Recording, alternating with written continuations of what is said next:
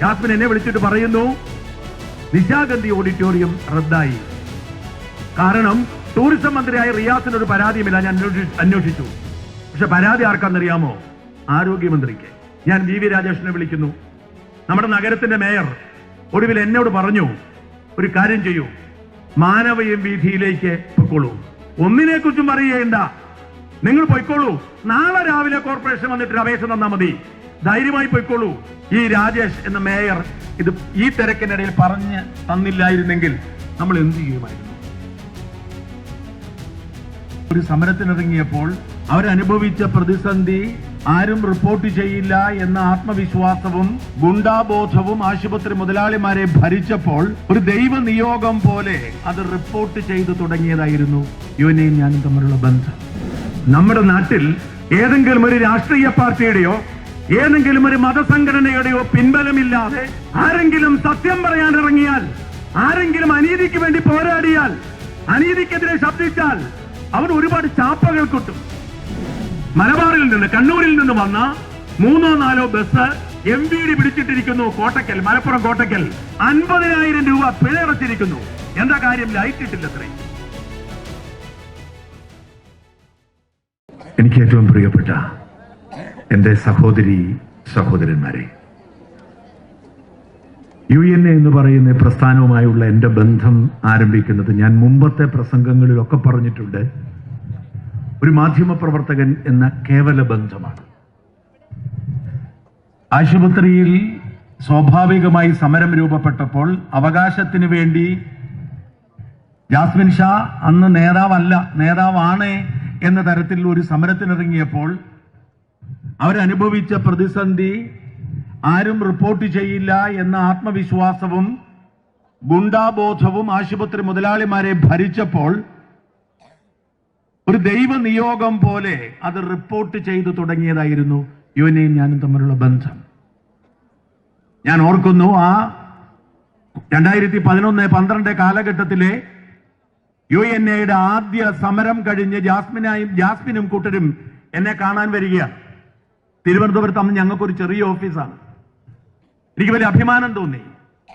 നമ്മുടെ സമൂഹത്തിൽ ആരും ചോദിക്കാനും പറയാനും സംരക്ഷിക്കാനുമില്ലാത്ത മനുഷ്യർക്ക് വേണ്ടി ഒരുപാട് ശബ്ദമുയർത്തിയിട്ടുണ്ടെങ്കിലും അതിന്റെയൊക്കെ ഗുണഫലം പലരും അനുഭവിച്ചിട്ടുണ്ടെങ്കിലും ആദ്യമായാണ് നന്ദി പറയാൻ വേണ്ടി കുറച്ച് ആളുകൾ എന്നെ കാണാൻ വന്നു. എനിക്ക് വലിയ സന്തോഷം തോന്നി. നന്ദി മാത്രമാണ് ആഗ്രഹിക്കുന്നത്, വാക്കിൽ പോലും വേണ്ട, മറ്റൊന്നും ആഗ്രഹിക്കുന്നില്ല. അന്നു മുതൽ ഇവിടുത്തെ സംഘടിതമായ രാഷ്ട്രീയ പ്രസ്ഥാനങ്ങളും ഭരണകൂടങ്ങളും ആശുപത്രി മുതലാളിമാരും സംഘടിത തൊഴിലാളികളും UNA എന്ന് പറയുന്ന പ്രസ്ഥാനത്തെ തകർക്കാൻ, അതിനെ കഴുത്ത് ഞെരിച്ചു കൊല്ലാൻ, അതിന്റെ നേതൃനിര നിൽക്കുന്നവരെ ജയിലിലടയ്ക്കാൻ, അവരെ കുറിച്ച് മുസ്ലിം നാമധാരി ആയതുകൊണ്ട് മാത്രം ജിഹാദി എന്ന് ചാപ്പ കുട്ടാൻ ഇറങ്ങി പുറപ്പെട്ടപ്പോൾ നീതിയുടെ പക്ഷമായതുകൊണ്ട് ചേർന്ന് നിന്നതാണ്. ഞാൻ ഒരുപാട് കാര്യങ്ങളൊന്നും UNAക്ക് വേണ്ടി ചെയ്തിട്ടില്ല, വാർത്ത കൊടുക്കുന്നതിനപ്പുറം. ആകപ്പാടെ ഈ സംഘടനയിൽ ഒന്ന് ഇടപെടുന്നത് അതിന്റെ ഏറ്റവും വലിയ പ്രതിസന്ധി ഘട്ടത്തിലാണ്. നമുക്കൊക്കെ അറിയാം, നിങ്ങളൊക്കെ ഭയന്നുപോയ, പുതിയ പിള്ളേർക്കറിയില്ല, ഈ സംഘടന തന്നെ നിലച്ചു പോകുമെന്ന് കരുതിയ ഒരു കാലമുണ്ട്. അന്ന് എനിക്ക് ആകപ്പാടെ ബന്ധമുള്ളത് ജാസ്മിനോടാ. ജിതിനെ അറിയാം, കുറച്ചുപേരെ മാത്രം. ജാസ്മിൻ ജയിലിലാകുന്ന സാഹചര്യമാണ്, ഒളിവിലാണ്. UNAയുടെ സകല നേതാക്കന്മാരും ഒളിവിലാണ്. നിങ്ങളിൽ എത്ര പേർ പുതിയ ആളുകൾ ഓർക്കുന്നുണ്ടെന്ന് അറിയില്ല, ഈ ജാസ്മിൻ ഷായുടെ ഉണ്ടക്കണ്ണുള്ള ചിത്രം, ഇതടക്കം നേതാക്കന്മാരുടെ ചിത്രം മാതൃഭൂമിയും മനോരമയും അടക്കമുള്ള പത്രങ്ങളിൽ വലിയ വലുപ്പത്തിൽ ലുക്കൌട്ട് നോട്ടീസായിട്ട് വന്നു. സാധാരണ ലുക്കൌട്ട് നോട്ടീസൊക്കെ എവിടെയെങ്കിലും വന്നാൽ നമ്മൾ കാണില്ല. ഇത് എല്ലാവരും കാണണം. അത് കണ്ണു നിറഞ്ഞാണ് ഞാൻ. കാരണം നമ്മുടെ നാട്ടിൽ ഏതെങ്കിലും ഒരു രാഷ്ട്രീയ പാർട്ടിയുടെയോ ഏതെങ്കിലും ഒരു മതസംഘടനയുടെയോ പിൻബലമില്ലാതെ ആരെങ്കിലും സത്യം പറയാൻ ഇറങ്ങിയാൽ, ആരെങ്കിലും അനീതിക്ക് വേണ്ടി പോരാടിയാൽ, അനീതിക്കെതിരെ ശബ്ദിച്ചാൽ അവർ ഒരുപാട് ചാപ്പകൾ കിട്ടും. അവനെ കള്ളനാക്കും, അവനെ ജയിലിലടയ്ക്കും. അതൊക്കെ അവൻ സഹിക്കും. പക്ഷെ സഹിക്കാത്തത് എന്താണെന്നറിയാമോ? ആർക്കു വേണ്ടിയാണോ പ്രയത്നിക്കുന്നത്, ആർക്കു വേണ്ടിയാണോ ദുഃഖം അനുഭവിക്കുന്നത്, അവർ സംശയിക്കുമ്പോഴാണ്. ജാസ്മിൻ കടന്നുപോയത് അത്തരമൊരു കാലഘട്ടത്തിലൂടെയായിരുന്നു. ജാസ്മിൻ പാവപ്പെട്ട നേഴ്സുമാരുടെ പണം മോഷ്ടിച്ച കള്ളനാണ് എന്ന് ഇവിടുത്തെ മാധ്യമങ്ങൾ പറയുമ്പോൾ ജയിലിൽ കിടക്കേണ്ടി വരുന്ന ജാസ്മിൻ എങ്ങനെ ജയിൽ ഒഴിവാക്കും എന്ന് കരുതിയിരിക്കുന്ന ജാസ്മിന്റെ സഹപ്രവർത്തകർ അവരനുഭവിച്ച മാനസിക സംഘർഷമുണ്ട്. അന്ന് തീരുമാനിച്ചതാണ്, എന്തു ദുരിതങ്ങൾ ഉണ്ടായാലും, എന്ത് തിരിച്ചടി ഉണ്ടായാലും അവകാശ പോരാട്ടം നടത്തുന്ന ഈ മാലാഖമാർക്ക് വേണ്ടി, എന്റെ സഹോദരി സഹോദരന്മാർക്ക് വേണ്ടി അവസാനം വരെ നിൽക്കുകയാണ്. എനിക്ക് അഭിമാനമുണ്ട്. അന്ന് ജാസ്മിൻ പറയുന്നുണ്ട്, അന്ന് ഞങ്ങളൊരു ഇടപെടൽ നടത്തിയില്ലായിരുന്നെങ്കിൽ ഈ സംഘടന ഇല്ലാതായി പോയേനെ. ഈ സംഘടനയിൽ പ്രവർത്തിക്കുന്ന സാധാരണക്കാരായ യുവതികൾ, അവരൊക്കെ ഭൂരിപക്ഷം പേരും കേരളത്തിന്റെ പല ഭാഗത്തെയും ക്രൈസ്തവ പാരമ്പര്യമുള്ള കുടുംബങ്ങളിൽ നിന്ന് വരുന്ന എല്ലാവരുമുണ്ട്. അവരുടെയൊക്കെ മാതാപിതാക്കൾ പറയുന്നു, എന്താണ് ഒരു ജിഹാദി കള്ളൻ നിങ്ങളെ ചൂഷണം ചെയ്യുന്നു, പോവരുത് എന്ന് പറയുന്ന സാഹചര്യം. അവരുടെ മുമ്പിൽ പറയുകയാണ്, ഈ മനുഷ്യൻ നിങ്ങളുടെ അവകാശത്തിന് വേണ്ടി ജയിലിൽ കിടന്നതാണ് എന്ന് പറയുമ്പോൾ അവർക്ക് കിട്ടിയ ആത്മവിശ്വാസമുണ്ട്. ആത്മവിശ്വാസമാണ് ഇവിടെ ഒരു സാഗരം പോലെ, ഒരു കടല് പോലെ ഈ മാനവീയ വീഥിയിൽ എത്തി നിൽക്കുന്നത്. പ്രിയപ്പെട്ടവരെ, ആദ്യമായി UNAയുടെ ഒരു സമരത്തിൽ കൂടുതൽ ഇടപെടുന്നത് ഇക്കുറിയാണ്.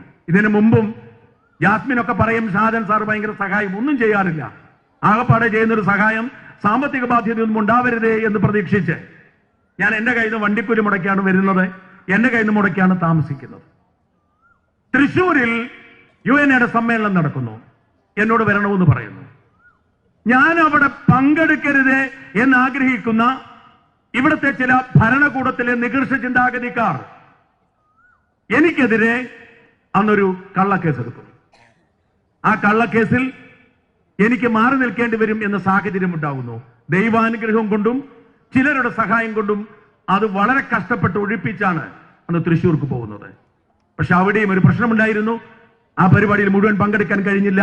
നിയമപരമായ കാരണത്താൽ എനിക്ക് എറണാകുളത്ത് പോകണമായിരുന്നു. 130ഓളം കേസുകളിൽ പ്രതി ചേർക്കപ്പെട്ട് വേട്ടയാടുന്ന ആളാണ് ഞാൻ. അതുകൊണ്ട് തന്നെ ജാസ്മിൻ ഷാ അനുഭവിക്കുന്ന പ്രതിസന്ധി, അപമാനം, ആ കുറ്റപ്പെടുത്തലുകൾ എനിക്ക് മനസ്സിലാക്കാൻ പറ്റും. പലരും ചോദിക്കും, വലിയ കള്ളനല്ലേ, നിരവധി കേസുകളെ പ്രതിയല്ലേ, എന്തിനാ ഈ പാവപ്പെട്ട സഹോദരിമാർക്ക് വേണ്ടി സഹോദരന്മാർക്ക് വേണ്ടി പടപൊരിച്ചതിന്? അതുകൊണ്ടാണ് കൂടെ നിൽക്കുന്നത്. കഴിഞ്ഞ തവണ പോയപ്പോൾ ഞാൻ ഞെട്ടിപ്പോയി. തൃശ്ശൂർ ചെന്നപ്പോൾ 10-15 നേഴ്സുമാരുണ്ട്. പക്ഷേ വാർത്തകൾ കാര്യമായിട്ടൊന്നുമില്ല.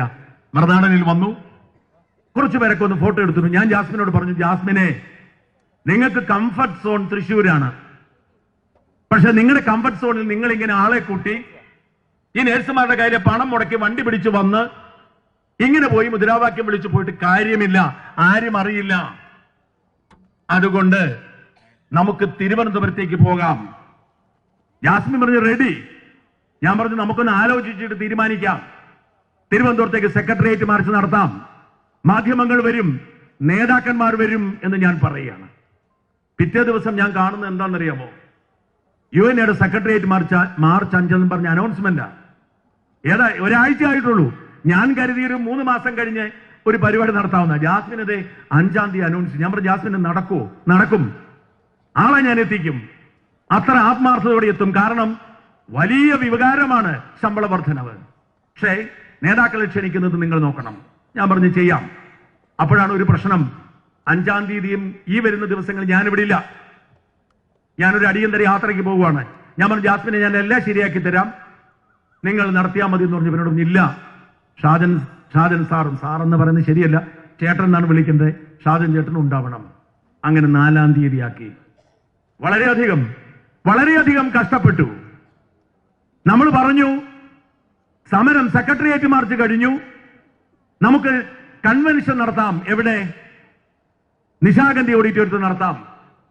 ജാസ്മിൻ ഇവിടുത്തെ ഒരു പയ്യൻ, അവന്റെ പേര് ഞാൻ മറന്നുപോയി, ബഹുമെടുക്കൻ, അവന്റെ പേരിന തിരുവനന്തപുരത്തെ പയ്യന്റെ പേര് അച്ചു ആ പയ്യനാണ് കേട്ടോ, അവനെ ഏറ്റവും അധികം നമ്മൾ ആദരിക്കേണ്ടത് അവനെയാണ്. അവനാണ് ഓടി നടന്ന് എല്ലാം ചെയ്ത്. ഈ പയ്യൻ പോയി ബുക്ക് ചെയ്തു. പക്ഷെ മിനിഞ്ഞാന്ന് രാത്രി ഞാനപ്പോ എല്ലാവരെയും വിളിച്ചു, നേതാക്കന്മാരെയൊക്കെ വിളിച്ചു. മിനിഞ്ഞാന്ന് രാത്രി ജാസ്മിൻ എന്നെ വിളിച്ചിട്ട് പറയുന്നു, നിശാഗന്ധി ഓഡിറ്റോറിയം റദ്ദായി. കാരണം ഞാൻ അന്വേഷിച്ചു, നമുക്ക് അത്യാവശ്യം ബന്ധമുണ്ടല്ലോ. ടൂറിസം വകുപ്പിന്റെ കീഴിലാണ്. ടൂറിസം മന്ത്രിയായ റിയാസിന് ഒരു പരാതിയുമില്ല. ഞാൻ അന്വേഷിച്ചു. പക്ഷെ പരാതി ആർക്കാന്നറിയാമോ? ആരോഗ്യമന്ത്രിക്ക്. ആരോഗ്യമന്ത്രി ഇടപെട്ടു. നേഴ്സുമാർ സമരം ചെയ്യുമ്പോൾ അതിന് അവസരം കൊടുക്കരുതേ എന്ന് ആരോഗ്യമന്ത്രി കൽപ്പിച്ചു. റദ്ദു ചെയ്തു. എന്താ വഴി? പുത്തരിക്കണ്ട മൈതാനത്ത് നടത്താമെന്ന് ആലോചിച്ചു. അപ്പോൾ പൊങ്കാല കഴിഞ്ഞ് പിറ്റേ ദിവസം മുതൽ കോൺഗ്രസുകാർ അവരുടെ പദയാത്രയ്ക്ക് ബുക്ക് ചെയ്തിരിക്കുന്നു. ശംഖുമുഖത്ത് നടത്താമെന്ന് ആലോചിച്ചു.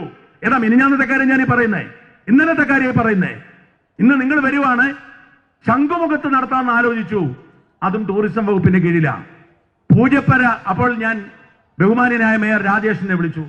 അദ്ദേഹം പറഞ്ഞു പൂജപ്പര ഇതിൽ നടത്തൂ, പൂജപ്പര ഗ്രൗണ്ടിൽ നടത്തൂ. പക്ഷെ രണ്ട് പ്രശ്നം, അവിടെയും 5000 പേർക്കുള്ളിൽ ഇരിക്കത്തില്ല. മാത്രമല്ല എനിക്ക് തോന്നുന്നു ഈ നമ്മുടെ ചുടുകട്ട അങ്ങോട്ട് മാറ്റുന്നുണ്ട്. എന്തു ചെയ്യും?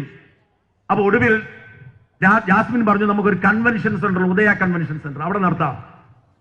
ചെങ്കൽ രാജശേഖരൻ നായരെ ഞാൻ വിളിച്ചു, കവടിയാറിലെ വലിയ സെന്റർ. അദ്ദേഹം പറഞ്ഞു 4 ലക്ഷം രൂപയാണ് സാധാരണ നിരക്ക്, നിങ്ങൾ പറഞ്ഞതല്ലേ ഞാൻ കുറച്ചു തരാം.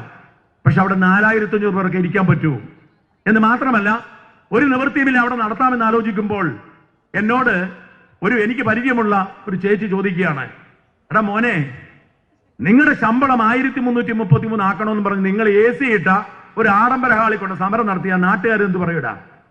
അതും ശരിയാണല്ലോ. എന്താ നിവൃത്തി? ഒരു നിവൃത്തിയുമില്ല. ഞാൻ VV രാജേഷിനെ വിളിക്കുന്നു, നമ്മുടെ നഗരത്തിന്റെ മേയർ. ഒരു കാര്യം ആലോചിക്കുക, ഈ മേയർ എന്ന നിലയിൽ VV രാജേഷ് ചുമതലയേറ്റതിന് ശേഷം അദ്ദേഹത്തിന്റെ ഏറ്റവും തിരക്കുള്ള ദിവസം ഇന്നലെയാ, പൊങ്കാല. അതിനൊരു കാരണമുണ്ട്. പൊങ്കാലയ്ക്ക് എന്തെങ്കിലും കുഴപ്പം വരണമെന്ന് ആഗ്രഹിച്ച കുറെ ആൾക്കാർ ഇവിടെ ഉണ്ട്. രാജേഷ് ഒന്നും പറയത്തില്ല, ആരെയും കുറ്റപ്പെടുത്തത്തില്ല. രാജേഷിനുള്ള എന്റെ ഏറ്റവും വലിയ ബഹുമാനം അതാ, ആരെയും കുറ്റപ്പെടുത്തത്തില്ല. പക്ഷേ എല്ലാം കുഴപ്പമാണ് എന്ന് വരുത്തി തീർക്കാൻ ചിലർ ശ്രമിക്കുന്നു. പക്ഷെ അങ്ങനെ ഒഴിവാക്കാൻ മേയർ രാജേഷും എല്ലാ സംവിധാനങ്ങളും ഉപയോഗിക്കുന്നു. 24 മണിക്കൂറും അതിന്റെ പിന്നാലെയാണ്. കുടിവെള്ളം മുടക്കി, ചിലർ വാൽവ് അടച്ചു വെച്ച് കുടിവെള്ളം മുടക്കി.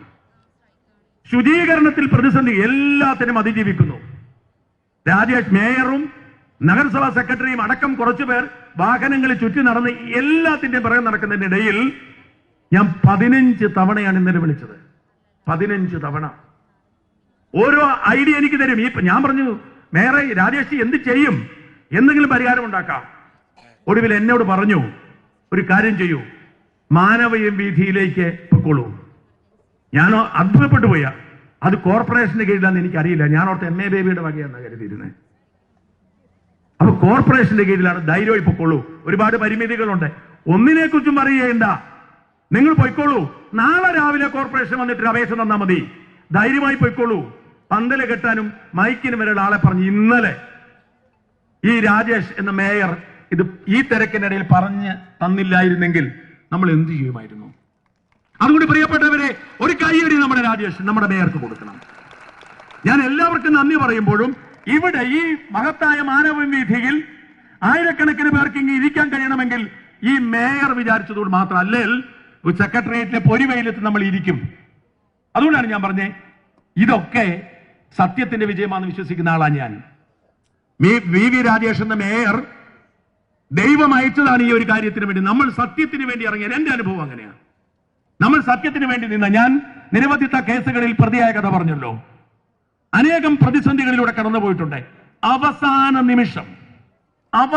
നിമിഷം ദൈവത്തിന്റെ കയ്യൊപ്പ് പോലെ ഒരു സഹായഹസ്തമുണ്ടാവും. നിങ്ങൾക്കറിയാമോ, ഒരു കേസിൽ എനിക്ക് അനേകം കേസുകളുണ്ട്, മാറി നിൽക്കുന്നു, ജാമ്യം കിട്ടുന്നു.